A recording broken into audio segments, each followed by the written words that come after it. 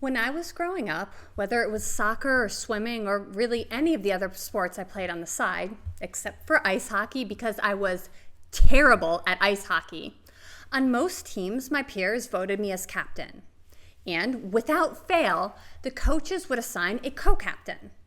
It felt like my teammates trusted me more than the coaches did. Like, why did I need a co-captain?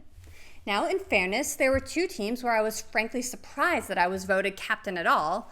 There were other girls who were more popular and assertive and inspirational than me, and heck, I had voted for them instead of myself. But what right did the coaches have to override or at least supplement my teammates' decisions once the votes had come in?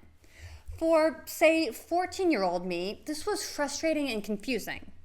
As an adult with over 2 decades of workforce experience, I now understand it was not a slight toward me. It was a high-functioning leadership design strategy, and it was absolutely necessary given the type of leader I was, where my strengths and weaknesses were, and frankly, where they still are today. The coaches were doing what good coaches do, particularly in youth sports, and they made a wise adult decision based on what was best for the team. I was the quintessential lead by example leader. In my case, this meant that I was coming in 3 minutes under the time cap set for the 5K warm-up on conditioning Mondays, and then running the penalty sprints with the girls who came plodding in 8 minutes past the cutoff, gossiping and giggling. It meant never missing any of the optional sessions in the weight room, even if I had a test the next day or I was tired from the morning workout.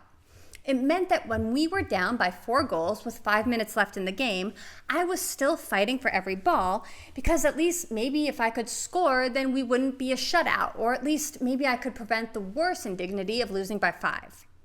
But here's the thing. On those Monday conditioning runs, when the coach was yelling at the team for us to stop sitting around stretching and gossiping and to get moving, I may have been the first one up, and maybe 2/3 of the girls got up and followed me, but Teresa was the one who hung back and actually yelled at the stragglers to get up and scolded them for slacking off. Maybe I was the first one to jump into the freezing pool and start the warm-up, and maybe most of the team reluctantly followed behind, but Maddie was the one to bark out, "Stop complaining and just swim," and maybe even shove the stragglers into the pool, particularly after one of the parents reamed out one of the coaches for being the one to toss in the slackers. Being disciplined, pursuing excellence as a worthy end in itself, persisting through frustration and plateaus, those things came naturally to me. What my teammates were or weren't doing was, at least in some sense, secondary to my own objectives and standards for myself, particularly on a day-to-day basis, like in practice rather than in matches or meets. I wasn't asking them for anything I wasn't already doing, and once I had locked in, almost everyone else seemed to quietly level up, which in turn helped me be better in a positive and self-reinforcing cycle. But surely you can see the huge gap that this approach leaves. I didn't have the emotional maturity to see it back then. I feel like my dad pointed it out to me at the time, but good luck getting your adolescent daughter to listen to dad's hard-earned wisdom. Fortunately, the coaches were more attuned to what my teammates and I were overlooking.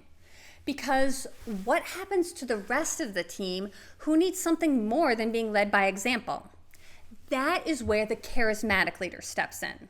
They are the voice of the team, and they have a skill and ability that I still admire, but I still can't quite emulate even to this day. The charismatic leader is the one who seems to know how to deliver the right message at the right time and at the right volume. They can rally people after mistakes, keep positive momentum going, reset negative energy, and confront their teammates when it's warranted, but somehow they do it in a way that inspires rather than builds resentment. They aren't even necessarily the most talented or the hardest worker, but they bring out the best in everyone around them. Whereas someone like the leader by example is so intensely focused on a singular goal that they may not notice the teammates who need an extra push or a bit of an extra attention to get there. It's quite difficult, though not impossible, to have a team captain who is both the standard setter and the voice. And it's the same thing in business. The most successful companies I work with often seem to have a dynamic duo at the helm, usually a charismatic CEO who builds the company's culture and inspires the staff to pursue the company's mission and collective company goals, and then a focused, diligent, organized COO or CFO who is the doer, who develops strategies and standards and metrics for executing on these big ideas and is accountable for seeing them through. And based on where I am and from where I've been, both in sports and professionally, both are integral to the success of a team or an organization. If you naturally excel at both, you're an all-star, and I hope you diligently pursue excellence and maximize those natural gifts. Now, if you're like me and you clearly trend toward one or the other, that's awesome too. My advice remains the same. Diligently pursue excellence and hold yourself to a high standard in this domain. But don't forget how important the other side is too. As the doer, the standard setter, the leader by example, it's easy to look at the CEO, the charismatic leader, or the voice and feel frustrated or resentful. It can seem like they just show up, sparkle and flash and pizzazz, and then they get all the glory while barely doing any of the work. But if it were easy, then everyone would be doing it, frankly, including us doers. And of course, the CEOs and charismatic leaders, I'd encourage you not to forget how crucial your doers and COOs are to transforming your inspiration and your big ideas from thought to substance. And if you're neither, well, that's cool too. When I think back to every sports team and every office team, there were people who weren't titled leaders, but they still had critical roles. Maybe they were connectors who smoothed tensions between strong personalities or who made rookies or new employees feel like they belong. Maybe they were strategists or other types of independent contributors who had no interest in leadership positions, but who were very, very good at one particular thing and happy to handle it without aspirations of something bigger, whether it was sticking to the 50-meter breaststroke and nothing else, or acting as equipment manager or a paralegal who takes care of all annual filing paperwork so neither the clients nor the lawyers had to worry about it or ask twice. And I have always had a soft spot for the enforcer. It's in my blood. It's the one who's fiercely competitive and strong and loyal and won't let their teammates or coworkers get pushed around. You don't have to be a captain or a CEO to matter or make a contribution. You just have to engage in your role with radical enthusiasm. So, this week, I'm challenging myself and you to ask, what type of leader am I now? How am I contributing to my job or my organization?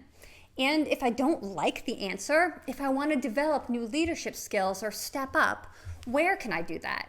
If you aren't where you want to be at work and you don't feel like you'll be given a fair opportunity there, you can look to local nonprofits, rec sports leagues, churches, or religious organizations, and so many other local community entities who enthusiastically welcome new members, especially if you're a younger millennial or Gen Z.